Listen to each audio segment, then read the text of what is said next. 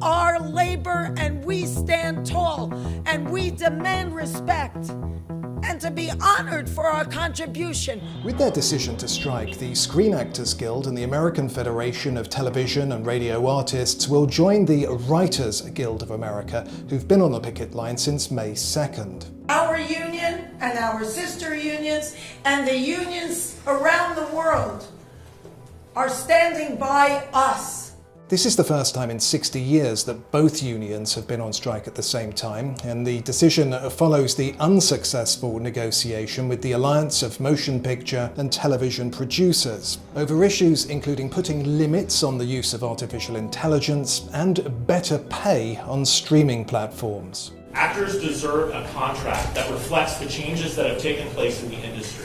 Unfortunately, the current streaming model has undercut performers' residual income, and high inflation has further reduced our members' ability to make ends meet. Fists up, curtains down, LA is a union town. Residual income is one of the main sticking points, and there's no easy fix.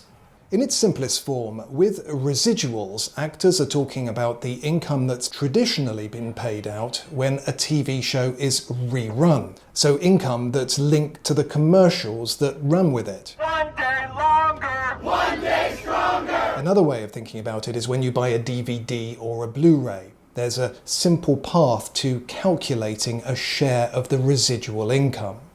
Problem is, since the advent of streaming, which is largely ad-free, not completely, but largely ad-free, how do you calculate the residual income? We need to bump up the residuals because what's happening now, because of all the streamers, we don't make as much. No one's making as much.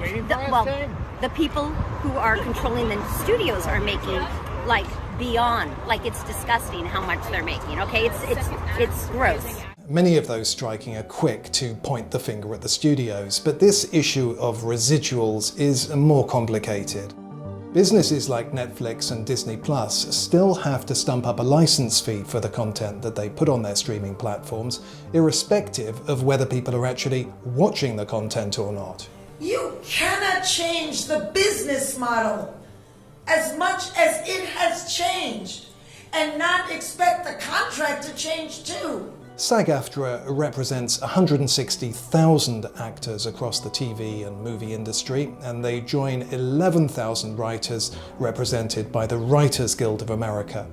In a statement, the Alliance of Motion Picture and Television Producers said that SAG-AFTRA has put us on a course that will deepen the financial hardship for thousands who depend on the industry for their livelihoods.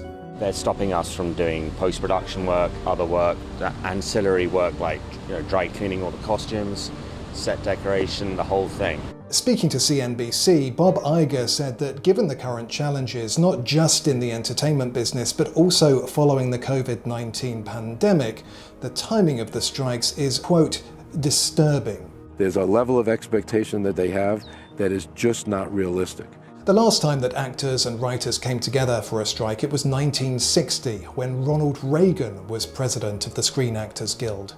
Back then, he was a liberal Democrat, and it was he who took on the studios and won the creation of the residual payment system. Well, I was very proud of the Screen Actors Guild at that time. When I went into the job, I found that it existed on some very firm principles. For one thing, the Screen Actors Guild said the Guild will not be engaged in politics, nor will there be politics in the Guild. We believe that our members were of every kind of philosophy, and therefore there was no way that by even a majority vote we had a right to take a position politically that might be counter to the views of our members.